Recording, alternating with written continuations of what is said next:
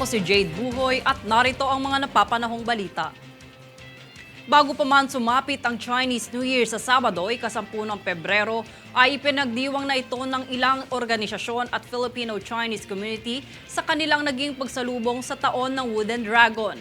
Kabilang narito ang kauna-unahang pagpapailaw ng money tree sa Binondo na dinaluhanin ng Manila City Mayor Hani Lacuna at iba pang opisyal ng gobyerno sa pagbubukas ng buwan. Sa naging pagdiriwang ng mga Chinoy ngayong linggo, ay itinampok ang mga tradisyonal na sayaw sa China gaya na lamang ng Dragon Dance. Hindi rin nawala sa hapag ang pinakapatok na delikasiya ng mga inchik, ang tikoy.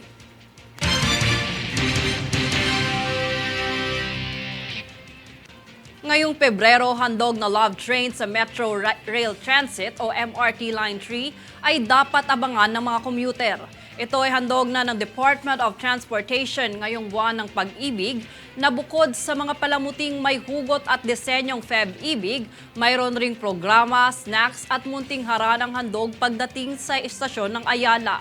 Abangan ang mga love train sa parehang ruta ng northbound at southbound lanes ng MRT 3.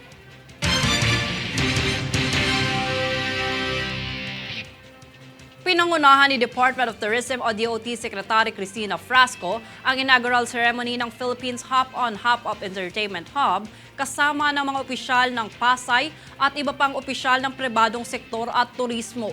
Tampok sa nasabing entertainment hub ang 13 itinalagang bus stop sa Ninoy Aquino International Airport Terminals 1, 2, and 3 at mga piling pahingahan sa Maynila, MOA Main Stop, Azamex Convention Center at MOA Seaside. Ayon sa DOT, sa pagdaan ng Ho-Ho sa mga lungsod ng Pasay at Parañaque, dadalhin nito ang mga turista sa mga entertainment hotspots na ipinagmamalaki ang kombinasyon ng modern entertainment complex, nightlife at mga makasaysayan at kultural na landmark.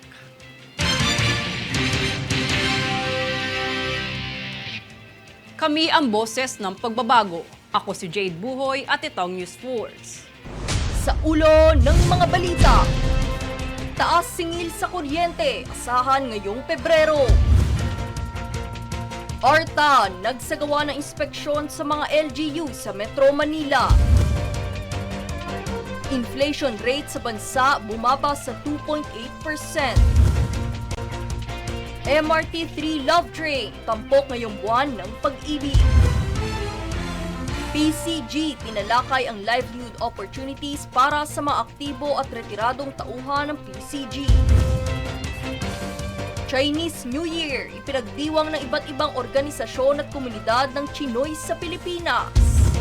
Patas at pantay na balita.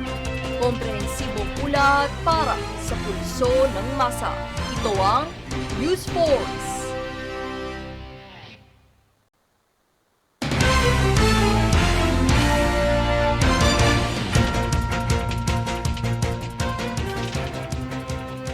Ako si Jade Buhoy at narito ang mga napapanahong balita. Arestado ang 4 na sasakyang kolorum sa Pasay matapos isagawa ang Special Action and Intelligence Committee for Transportation o SAICT. Ang operasyon ay sinagawa nito laban sa mga kolorum. Ang mga ito ay napatawan ng reckless driving, disregarding traffic sign kung saan mayroon ding na-impound at natiketan. Sa patuloy na operasyon ng SAICT sa panguhuli ay katuwang nito ang Philippine Coast Guard o PCG para sa mas pinaigting na seguridad.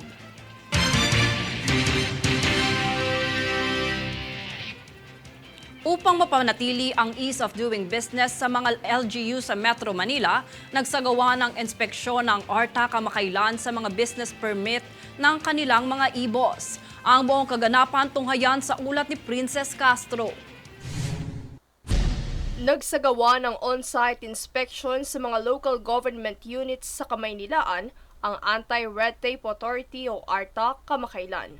Ito ay alinsunod sa Section 11 Clause ng Ease of Doing Business Law kung saan ito ay nakaugnay sa Compliance and Monitoring Evaluation Office ng ARTA.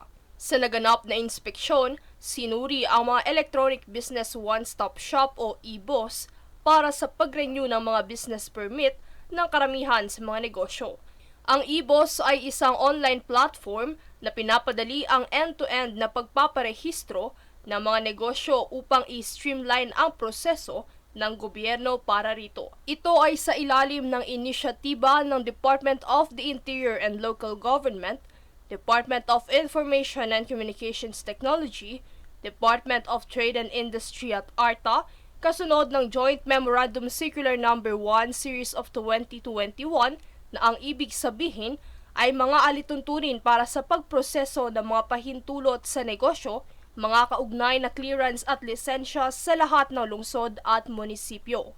Sa pagtatapos, ang ARTA katuwang ang DILG at DICT ay patuloy sa pagsasagawa ng on-site inspection sa buong bansa sa mga darating na buwan upang mapabuti ang proseso ng mga business permit at lisensya sa pagnenegosyo sa bansa. Princess Castro, nag-uulat para sa One Media Network.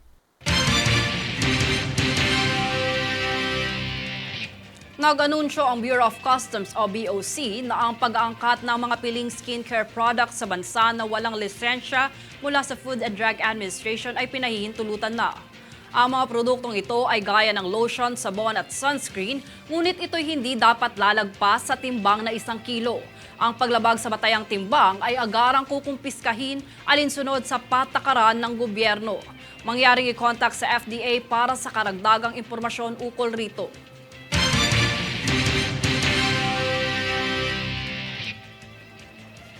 Kami ang boses ng pagbabago. Ako si Jade Buhoy at itong News Force.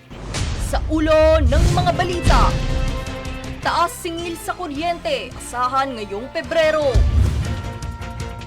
ARTA, nagsagawa ng inspeksyon sa mga LGU sa Metro Manila.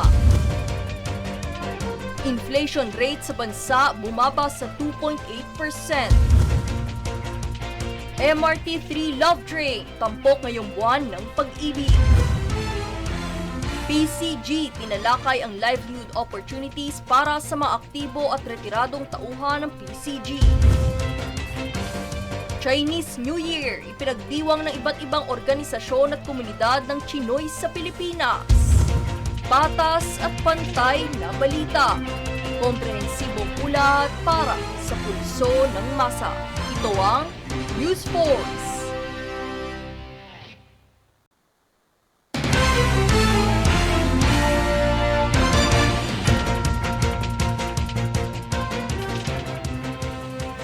Ako si Jade Buhoy at narito ang mga napapanahong balita.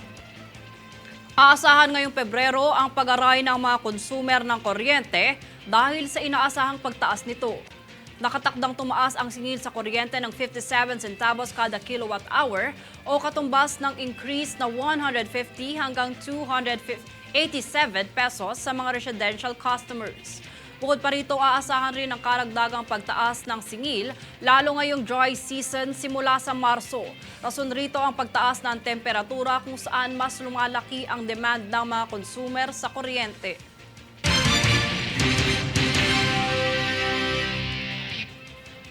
Sa papalapit na araw ng mga puso ay nag-abiso ang Philippine National Police Anti-Cybercrime Group o PNP-ACG ukol sa talamak na modus ngayon, ang lab scams.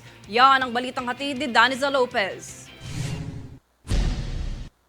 Dahil nakitaan ng pagtaas ng Philippine National Police Anti-Cybercrime Group o PNP-ACG ang kaso ng romance o love scams noong 2023 ay pinaalalahanan nito ang publiko na mag-ingat gayong papalapit na ang araw ng mga puso. Sa tala ng PNP-ACG noong 2022 ay nasa 74 ang kaso ng love scams kung saan nakita na ito ng pagtaas noong nakaraang taon na pumalo sa 168 kaso. Ang scam na ito ay nangyayari kung saan magpapanggap ang scammer online na siya'y isang dayuhan o nasa abroad at kukuhain ito ang loob ng biktima para mapaniwala na maipapadala itong package. Ang nasabing ipapadala na package ay mayroong extra fees na siyang dapat bayaran umano ng biktima bago ito pwedeng buksan. Kaya't payag ni PNP-ACG Director, Police Major General Sidney Hernia, maging mapanuri ngayong araw ng mga puso dahil laganap din ang mga manluloko ngayong panahon. Hinikayat din niya ang publiko na magsagawa muna ng pagsusuri bago magtiwala. Daniza Lopez nag-uulat para sa One Media Network.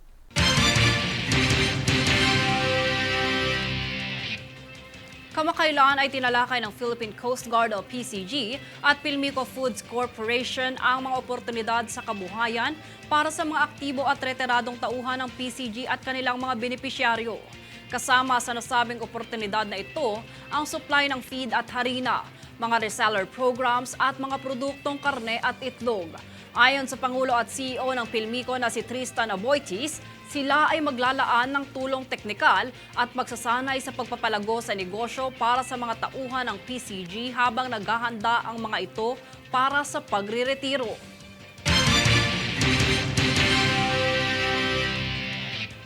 Kami ang boses ng pagbabago. Ako si Jade Buhoy at itong News Force.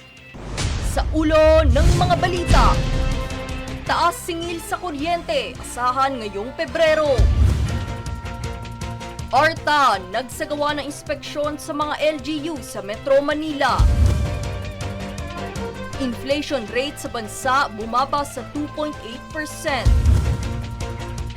MRT3 Love Train tampok ngayong buwan ng pag-ibig. PCG tinalakay ang livelihood opportunities para sa mga aktibo at retiradong tauhan ng PCG. Chinese New Year, ipinagdiwang ng iba't ibang organisasyon at komunidad ng Chinoy sa Pilipinas. Patas at pantay na balita. Komprehensibong ulat para sa pulso ng masa. Ito ang News Force.